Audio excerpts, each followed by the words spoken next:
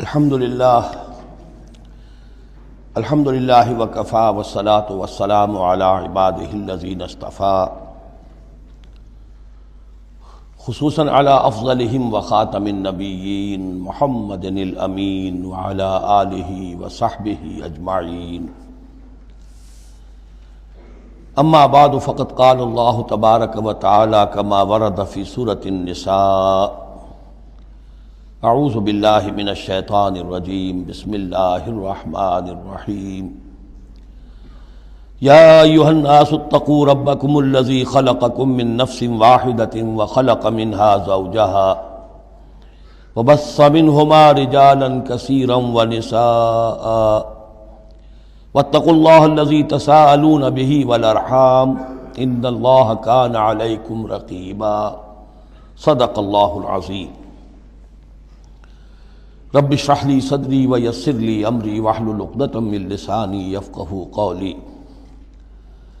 اللہم ربنا الہمنا رشدنا واعذنا من شرور انفسنا اللہم ارنا الحق حقا وارزقنا اتباعہ وارنا الباطل باطلا وارزقنا اجتنابہ اللہم وفقنا لما تحب وترضى اللہم آنس وحشتنا فی قبورنا وارحمنا بالقرآن العظیم اللہم اجعلہ لنا اماما ونورا وہدا ورحمہ اللہم ذکرنا منہ ما نسینا وعلمنا منہ ما جہلنا وارزقنا تلاوتہ آناء اللیل وآناء النہار واجعلہ لنا حجتا یا رب العالمین آمین۔ آج ہم اللہ کا نام لے کر سورہ نساء کا ترجمہ اور مختصر تشریح شروع کر رہے ہیں۔ جیسا کہ میں آپ کو بتا چکا ہوں کہ قرآن مجید میں مکی اور مدنی صورتوں کے جو گروپ ہیں ان میں سے پہلا گروپ 5 صورتوں پر مشتمل ہے۔ مکی صورت صرف سورہ فاتحہ ہے، حجم میں بہت چھوٹی، معنی میں، مفہوم میں، عظمت میں، فضیلت میں بہت بڑی۔ اس کے بعد 4 صورتیں جو ہیں وہ مدنی ہیں، بقرہ، نساء، آل عمران اور مائدہ۔ اور یہ جو 4 صورتیں ہیں یہ دو صورتوں کے 2 جوڑوں کی شکل میں ہیں۔ سورۃ البقرہ، سورۃ آل عمران، یہ الزہراوین، خود حضور نے ان کو ایک نام دیا مشترک، اور ان میں جو مناسبتیں ہیں، مشابہت ہیں، وہ تفصیل کے ساتھ ہمارے ترجمے کے دوران سامنے آتے رہی ہیں۔ نسبت زوجیت کس اعتبار سے ہے، ایک دوسرے کی تکمیل کس پہلو سے کرتی ہیں، یہ بات بھی سامنے آئی۔ اب جو 2 صورتیں ہیں یہ سورۃ النساء اور سورۃ المائدہ، یہ جوڑے کی شکل میں ہیں۔ ان میں ایک تو بڑا کنٹراسٹ نظر یہ آئے گا کہ سابقہ 2 صورتوں میں پہلے حروف مقطعات اور دونوں میں پھر قرآن مجید اور کتب سماویہ کی عظمت کا بیان، جبکہ ان دونوں صورتوں میں کوئی تمہیدی اس طرح کی گفتگو نہیں ہے، براہ راست خطاب ہو رہا ہے۔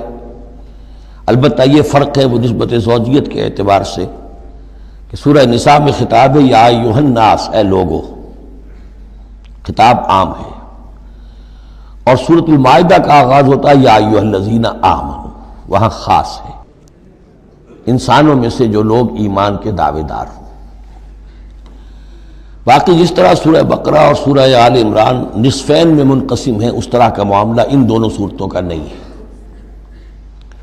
اپنے اسلوب کے اعتبار سے یہ دونوں صورتیں سورہ بقرہ کے نصف ثانی کے مشابہ ہیں، یعنی چند مضامین کی لڑیاں چل رہی ہیں لیکن آپس میں اس طرح بٹی ہوئی ہیں، گتھی ہوئی ہیں رسی کی طرح کہ وہ نظر آئیں گی کٹواں، ایک لڑی لال ہے، ایک پیلی ہے، ایک ہری ہے، ایک نیلی ہے، لیکن جب آپ ان کو بٹ دیتے ہیں تو ایک طرف سے دیکھیں گے تو وہ کٹا پھٹا رنگ نظر آئے گا، مسلسل لال نہیں نظر آئے گا، مسلسل پیلا، نہ نیلا نہ ہرا۔ کھول دیں گے تو معلوم ہوگا کہ وہ تو واقعتاً ایک علیحدہ لڑی ہے، ایک نیلی ہے، ایک پیلی ہے۔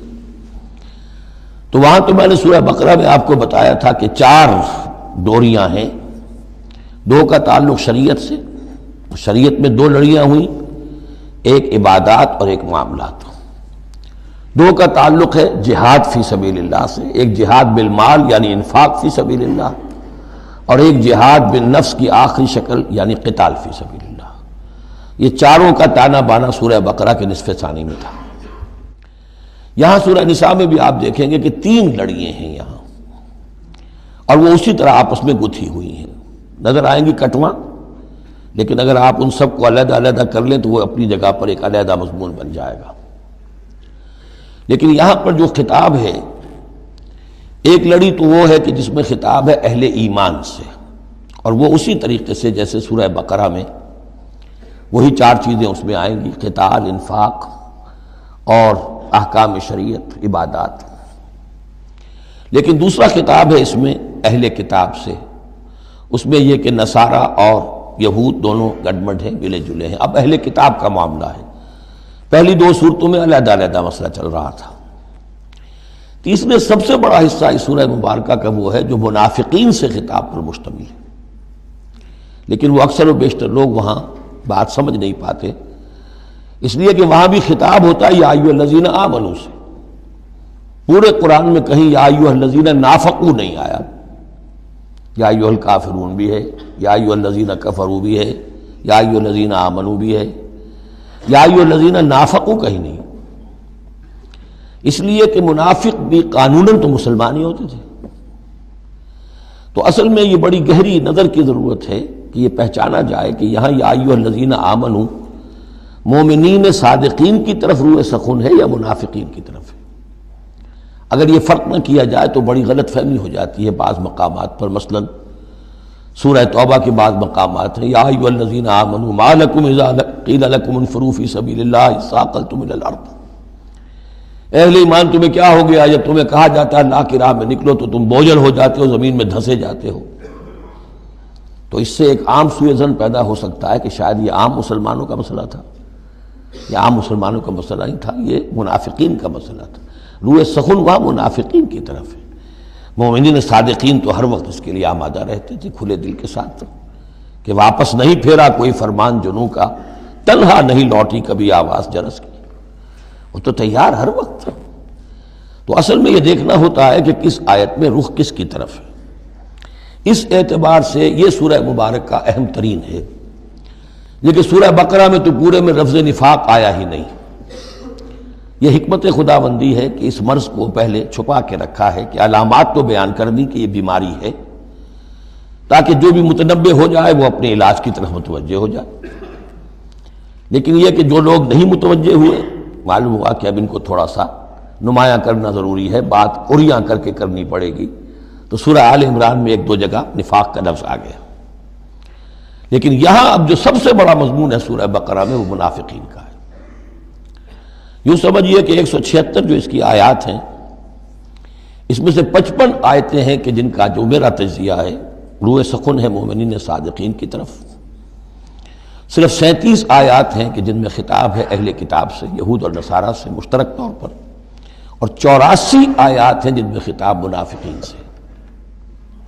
لیکن وہی بات جو میں نے عرض کی کہ جہاں بھی ان سے بات ہوگی یا ایھا الذین آمنوا کے حوالے سے ہوگی، اس لیے کہ ایمان کے دعوے دار تو وہ بھی تھے.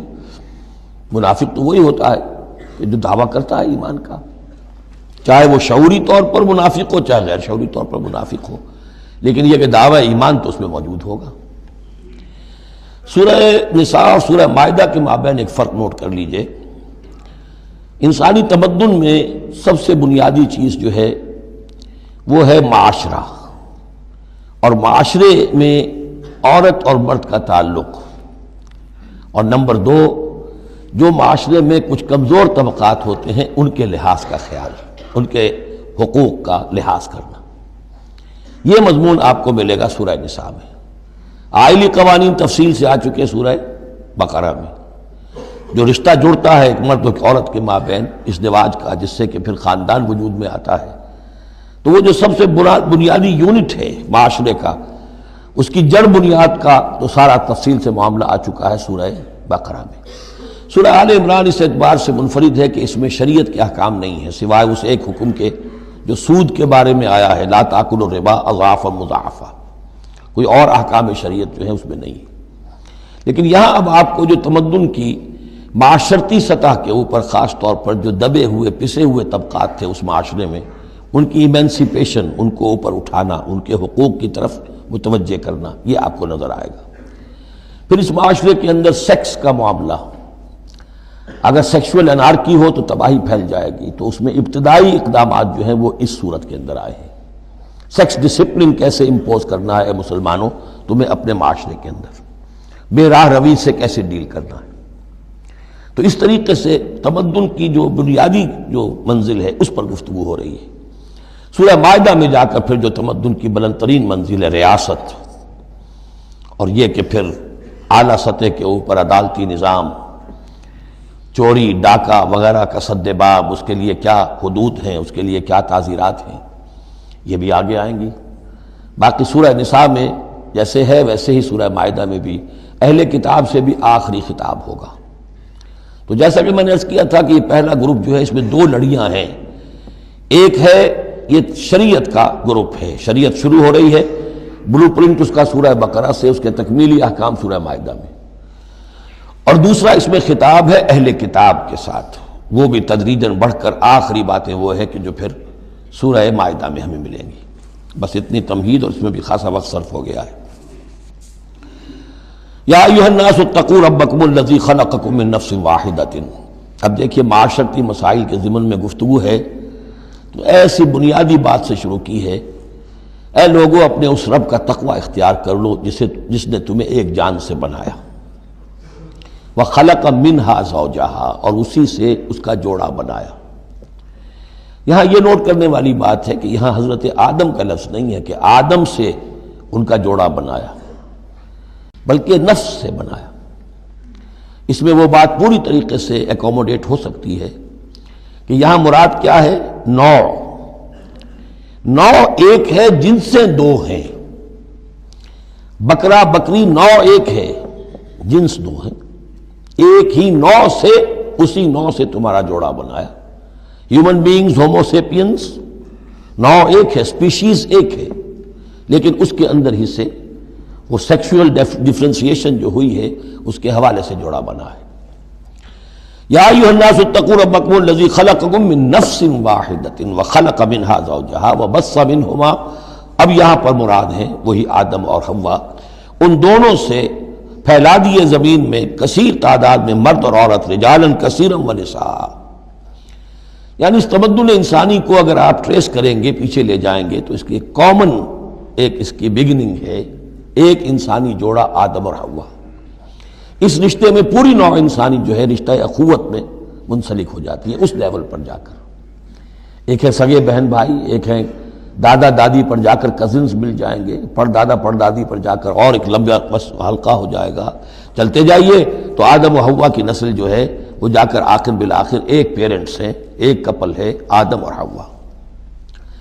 واتقوا اللہ الذی تساءلون بہ والارحام، اور اس دیکھیے ایک ہی آیت میں دوسری مرتبہ پھر تقوی کا حکم، اور تقوی اختیار کرو اس اللہ کا جس کا تم ایک دوسرے کو واسطہ دیتے ہو۔ آپ کو معلوم ہے کہ دنیا میں فقیر بھی مانگتا ہے تو اللہ کے نام پر مانگتا ہے، اللہ کے واسطے مانگتا ہے، اور اکثر و بیشتر معاملات جو تمدنی ہوتے ہیں، گھریلو جھگڑے ہوں، ان کو بھی جب نمٹانا ہوتا ہے تو آخر کار کہنا پڑتا ہے کہ اللہ کا نام مانو اور تم یہ بات چھوڑ دو، اپنی اس ضد سے باز آ جاؤ۔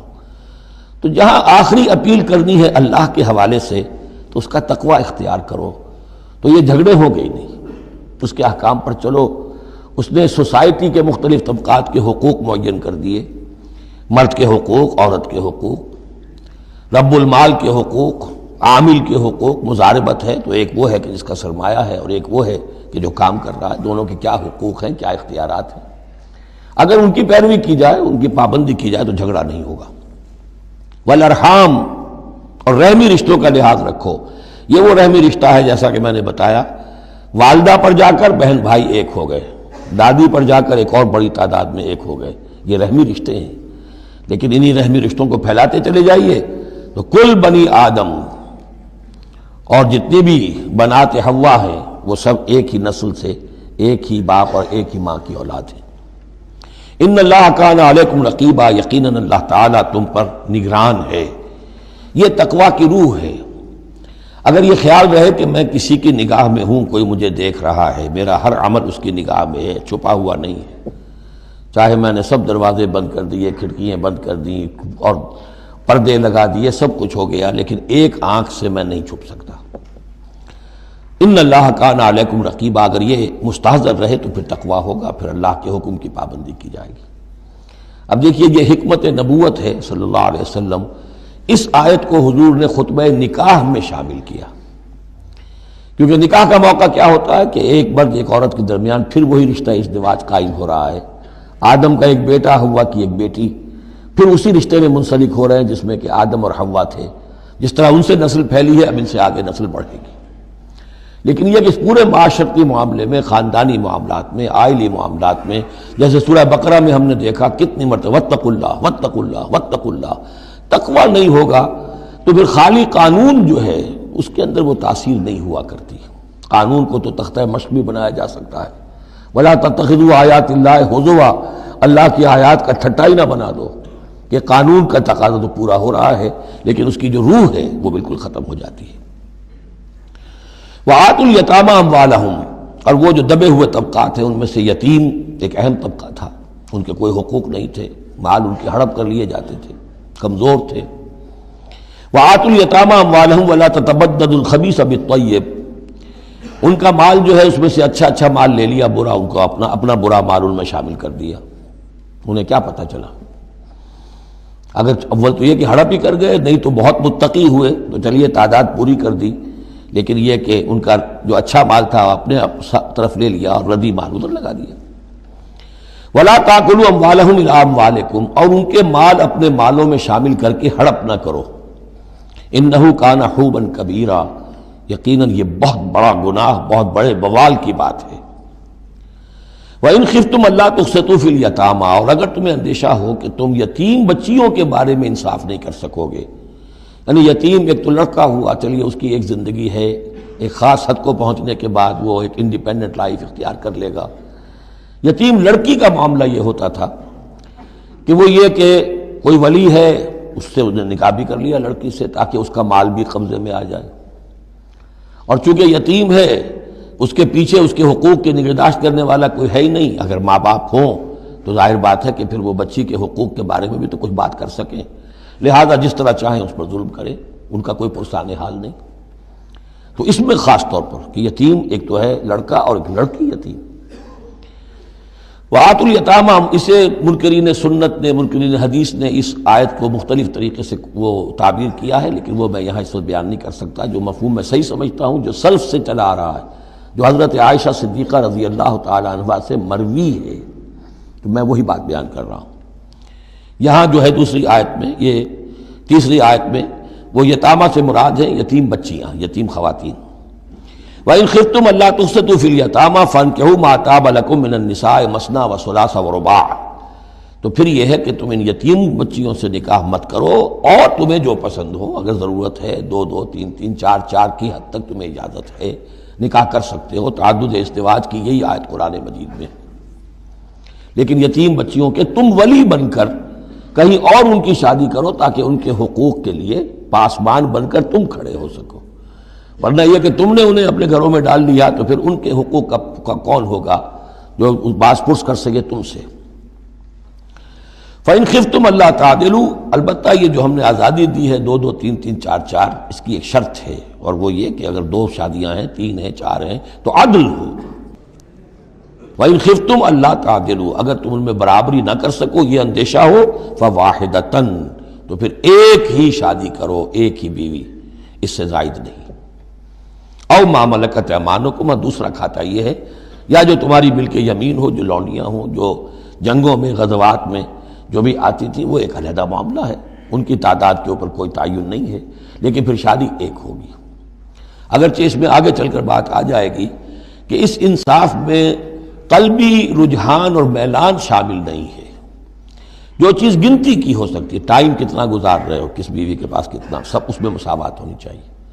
نان نفقہ کیا دے رہے ہو، کپڑے کیسے دے رہے ہو، ان تمام چیزوں میں جو کاؤنٹ ہو سکتی ہیں، جو مادی چیزیں ہیں، جو دیکھی بھالی جا سکتی ہیں، اس میں انصاف اور عدل لازم ہے۔ البتہ دلی رجحان اور میلان جس پر کہ انسان کو قابو نہیں ہوتا، اس میں گرفت نہیں ہے۔ ذالک ادنیٰ اللہ تعولوا، یہ اس سے قریب تر ہے کہ تم ایک ہی طرف کو نہ جھک پڑو، کہ ایک ہی بس بیوی کی طرف سارا میلان ہے، رجحان ہے. اور جیسا کہ آگے آئے گا کہ دوسری جو ہے یا دوسری جو ہیں وہ معلق ہو کر رہ گئی ہیں کہ نہ وہ شوہروں والی ہیں اور نہ وہ آزاد ہیں کہ کہیں اور نکاح کریں. وَآتُوا النِّسَاءَ صَدُقَاتِهِنَّ نِحْلًا، اور عورتوں کو ان کے مہر خوش دلی کے ساتھ دیا کرو، اس کو تاوان سمجھ کے نہ دیا کرو. یہ صدقات جو ہے صداق کی جمع ہے، اور صدقے کی جمع ہے صداقات. دال پر زبر ہو تو صدقے کی جمع، اور دال پر پیش ہے صدقات تو یہ صداق کی جمع ہے. فَإِن تِبْنَ لَكُمْ عَنْ شَيْءٍ مِّنْهُ نَفْسًا، پھر اگر وہ خود اپنی مرضی سے، اپنی رضامندی سے اس میں سے کوئی چیز تمہیں دے دیں، تم نے مہر جو انہیں دیا تھا وہ تم نے ادا کر دیا، اب وہ تمہیں کوئی ہبہ کر رہی ہیں، تمہیں اس میں سے کوئی چیز جو ہے ہدیہ کر رہی ہیں، تحفہ دے رہی ہیں، تو کوئی حرج نہیں. فَكُلُوهُ هَنِيًّا مَرِيًّا، تو تم اسے استعمال میں لاؤ، کھاؤ لچتا پچتا، اس میں کوئی حرج نہیں ہے. لیکن یہ ہے کہ وہ ہو ان کی مرضی سے، زبردستی نہیں، جبر کر کے نہ لے لیا جائے. فَإِن تِبْنَ لَكُمْ عَنْ شَيْءٍ مِّنْهُ نَفْسًا، بالکل اپنی مرضی سے. وَلَا تُؤْتُوا السُّفَهَاءَ أَمْوَالَكُمُ الَّتِي جَعَلَ اللَّهُ لَكُمْ قِيَامًا وَارْزُقُوهُمْ فِيهَا وَاكْسُوهُمْ وَقُولُوا لَهُمْ قَوْلًا مَّعْرُوفًا. اب ایک معاشرے میں طبقہ ایسا بھی ہوتا ہے سفہاء، بچہ ہے ابھی اس کو سمجھ نہیں ہے یا آوارہ ہو گیا ہے، باپ مال بہت چھوڑ گیا ہے، اب وہ مال اڑا رہا ہے. تو یہاں پہ تصور دیا گیا کہ اس میں معاشرتی سطح پر روک تھام ہونی چاہیے. یہ نہیں کہ میرا مال ہے میں جیسے خرچ کروں. تو اموالکم کہا گیا، یہ اصل میں ایک معاشرے کی ایک مشترک سی چیز ہے، مشترک بہبود کے لیے ہے. چاہے انفرادی ملکیت ہے لیکن پھر بھی اس معاشرے کی، اس کے اندر مشترک بہبود ہونی چاہیے. مت پکڑا دو ناسمجھوں کو یا بے وقوفوں کے اپنے مال، جن کو اللہ تعالیٰ نے تمہارے لیے دنیا کے گزران کا ذریعہ بنایا ہے. وارزقوہم فیہا، ہاں انہیں رزق دیتے رہو اس میں سے. وکسوہم، کھلاتے رہو پلاتے رہو. وقولوا لہم قولا معروفا، اور ان سے بات کیا کرو البتہ نرم، اچھے انداز میں. یہ اصول تھا جس کے تحت کہ برٹش انڈیا میں کورٹ آف وارز مقرر ہو جاتے تھے کہ اگر کوئی بڑا جاگیردار ہے، کوئی نواب ہے اور وہ فوت ہو گیا، اس کا بیٹا جو ہے آوارہ ہے اور اس کی جو اندیشہ ہے کہ اسے کچھ اڑا دے گا، ختم کر دے گا، تو کورٹ آف وارز ہو جاتا تھا. حکومت جو ہے وہ اس کا چارج لے لیتی تھی، اس کے لیے سالانہ اس میں سے، اس کی آمدنی میں سے وظیفہ ہوتا تھا، اس میں اپنا خرچ کرے. لیکن یہ ہے کہ باقی چیزیں جمع رہتی تھی تاکہ یہ ان کی آئندہ نسل کے کام آ سکے. وَابْتَلُوا الْيَتَامَىٰ حَتَّىٰ إِذَا بَلَغُوا النِّكَاحَ، اور یتیموں کی دیکھ بھال کرتے رہو، جانچ پرکھ کرتے رہو، دیکھتے رہو کہ ان کے اندر کبھی شعور پیدا ہو گیا یا نہیں. فَإِنْ آنَسْتُم مِّنْهُمْ رُشْدًا، تو جب تم دیکھو ان میں کہ اب یہ باشعور ہو گئے ہیں، سمجھدار ہو گئے ہیں، فَادْفَعُوا إِلَيْهِمْ أَمْوَالَهُمْ، تو ان کے اموال ان کے حوالے کر دو. وَلَا تَأْكُلُوهَا إِسْرَافًا وَبِدَارًا أَن يَكْبَرُوا، اور دیکھو اس مال کو کھانے کی کوشش نہ کرو، ہڑپ نہ کرو جلدی سے، کہ ایسا نہ ہو کہ بچے جوان ہو جائیں تو یہ مال تو دے ہی دینا ہے میں نے، تو اس سے پہلے جتنا بھی اس کو میں کھا جاؤں کھا لوں. وَمَنْ كَانَ غَنِيًّا فَلْيَسْتَعْفِفْ، اگر کوئی جو ولی ہے یتیم کا وہ غنی ہے، اللہ نے اسے خود دے رکھا ہے، کشائش ہے اس کے پاس، تو پھر اسے یتیم کے مال میں سے کچھ بھی لینے کا حق نہیں ہے، پھر اسے یتیم کے مال سے بچتے رہنا چاہیے. وَمَنْ كَانَ فَقِيرًا، اور اگر کوئی خود تنگ دست ہے، محتاج ہے، اب ظاہر بات ہے وہ یتیم کی کوئی نگہداشت بھی کر رہا ہے، اس کا کچھ وقت بھی اس پہ صرف ہو رہا ہے، تو فَلْيَأْكُلْ بِالْمَعْرُوفِ، تو معروف طریقے سے، بھلے انداز میں، جو کہ معقول انداز ہو، اس میں سے اگر وہ یتیم کے مال میں سے کچھ کھا بھی لے تو کوئی حرج نہیں. اسلام کی تعلیم بڑی فطری ہے، اس کے اندر وہ بندشیں نہیں ہیں کہ جو ان نیچرل ہوں، جن پر عمل کرنا ناممکن ہو جائے. فَإِذَا دَفَعْتُمْ إِلَيْهِمْ أَمْوَالَهُمْ، اور جب تم ان کے مال ان کے حوالے کر دو، فَأَشْهِدُوا عَلَيْهِمْ، تو گواہ بنا لو کہ یہ چیزیں تھیں جو آج کی تاریخ میں میری تحویل میں تھی، آج تک میں نے ان کے حوالے کر دی. وَكَفَىٰ بِاللَّهِ حَسِيبًا، باقی اللہ تعالیٰ کافی ہے حساب لینے کے لیے. یہ دنیا کا معاملہ ہے، اس کے لیے لکھت پڑھت شہادت، باقی اصل حساب تو تمہیں اللہ کے ہاں جا کے دینا ہے. لِلرِّجَالِ نَصِيبٌ مِّمَّا تَرَكَ الْوَالِدَانِ وَالْأَقْرَبُونَ، مردوں کے لیے بھی حصہ ہے اس میں سے کہ جو ترکہ چھوڑا ہو، جو وراثت چھوڑی ہو والدین نے اور رشتہ داروں نے. وَلِلنِّسَاءِ نَصِيبٌ مِّمَّا تَرَكَ الْوَالِدَانِ وَالْأَقْرَبُونَ، اور عورتوں کا بھی حصہ ہے اس میں سے جو والدین کی وراثت ہے، جو انہوں نے ترک کیا ہے، ان کا ترکہ ہے، اور رشتہ داروں کا. یہاں پہلی مرتبہ اب عورت کو وراثت کا حق دیا جا رہا ہے، ورنہ عرب کے معاشرے میں عورت کا کوئی حق وراثت نہیں تھا۔ یہاں پہ فرمایا گیا کہ مما قل منہ او کثر، چاہے وہ وراثت تھوڑی ہو چاہے زیادہ ہو، قانون جو ہے اللہ کا اس کو اس کے اوپر پورے طور سے نافذ ہونا چاہیے۔ نصیبا مفروضہ، اور یہ حصہ ہے اللہ کی طرف سے فرض کیا گیا۔ اب میں آپ کو نوٹ کراؤں گا کتنی مرتبہ یہ تاکید ہو رہی ہے اس قانون وراثت کی، اور آپ اگر ساتھ ہی دیکھتے رہیں کہ کتنی دھجیاں اس کی بکھرتی ہیں ہمارے معاشرے کے اندر، کوئی اس کا لحاظ نہیں۔ اور بڑا جو ہمارا خاص طور پر ایک علاقہ ہے کہ جہاں ویسے نماز روزہ بہت ہوتا ہے، وہ بیٹیوں کو کوئی وراثت میں کوئی حصہ دینے کے لیے وہ کسی صورت تیار نہیں ہوتے۔ شریعت کے کچھ چیزیں جو ہیں وہ بہت اہم ہیں، اور شریعت کی یہ چیزیں جو ہیں کس قدر تاکید کے ساتھ آ رہی ہیں، یہ کہتے ہیں یہ رواج کے تحت ہوگا۔ وَإِذَا حَضَرَ الْقِسْمَةَ أُولُو الْقُرْبَى، اور جب وراثت کی ترکے کی تقسیم ہو رہی ہو تو اب اگر وہاں کچھ قرابت دار بھی آ جائیں، والیتامى، یتیم بھی آ جائیں، والمساکین، کچھ محتاج بھی آ جائیں، فارزقوہم منہ وقولوا لہم قولا معروفا، تو انہیں بھی کچھ دے دلا دو اس میں سے، کیونکہ اس وقت دیکھ رہے ہیں تقسیم ہو رہی ہے، وہ بالکل محتاج ہیں، تو احساس محرومیت جو ہے اس کو کسی نہ کسی درجے میں جو بھی اس کے اندر کچھ ان کی مداوع ہو سکتا ہو کرو۔ وَقُولُوا لَهُمْ قَوْلًا مَعْرُوفًا، ان سے بات کرو تو بڑے اچھے انداز میں، جھڑکو نہیں کہ ہماری وراثت تقسیم ہو رہی تم کون آ گئے یہاں پہ۔ وَلْيَخْشَ الَّذِينَ لَوْ تَرَكُوا مِنْ خَلْفِهِمْ، ڈرتے رہنا چاہیے ان لوگوں کو کہ اگر انہوں نے بھی چھوڑے ہوتے اپنے پیچھے ذُرِّيَّةً ضِعَافًا، چھوٹے بچے، اپنی نسل چھوڑ کر اگر وہ گئے ہوتے اور یتیم بچے ہوتے ان کے، خافوا علیہم، تو کیسے کیسے اندیشے ہونے ہوتے اپنے ان بچوں کے بارے میں۔ فلیتقوا اللہ، تو انہیں چاہیے کہ اللہ کا تقوی اختیار کریں کہ یہ یتیم جو اس وقت آ گئے یہ بھی کسی کے بچے ہیں، کوئی ان کا بھی باپ تھا، ان کے سر پر ہاتھ رکھو۔ ولیقولوا قولا سدیدا، اور بڑی صاف اور ستھری اور صحیح اور حق پر مبنی بات کرو۔ ان الذین یاکلون اموال الیتامی ظلما، یقیناً وہ لوگ کہ جو یتیموں کا مال ہڑپ کرتے ہیں ناحق، انما یاکلون فی بطونہم نارا، وہ اپنے پیٹوں میں بھر رہے ہیں آگ، وسیصلون سعیرا، اندر کی آگ تو اپنے پیٹوں میں ڈال رہے ہیں اور سموچے وہ خود آگ میں ڈال دیے جائیں گے۔ تو گویا کہ ایک آگ ان کے اندر ہوگی اور ایک جہنم کی آگ ان کے باہر ہوگی۔ یہ 10 آیتیں بڑی جامع ہیں، اور جس طریقے سے کہ سوسائٹی کے جو پسماندہ طبقات تھے ایک ایک کا خیال کر کے جس باریک بینی سے حکمت کے ساتھ احکام دیے جا رہے ہیں۔